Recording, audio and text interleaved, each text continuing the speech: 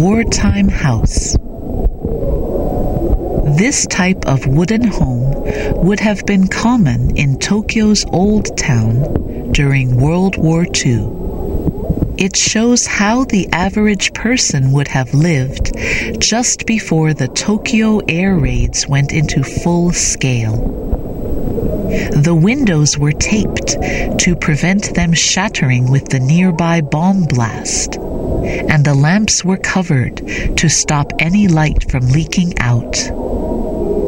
Air raid drills were a daily occurrence. The radio on the cabinet would have been absolutely necessary for information on coming raids, and hoods and helmets were kept ready just in case.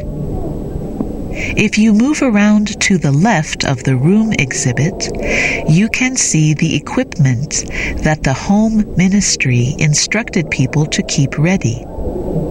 In front of each house, they kept a water tank, bags of sand, pails, and other items needed to put out fires.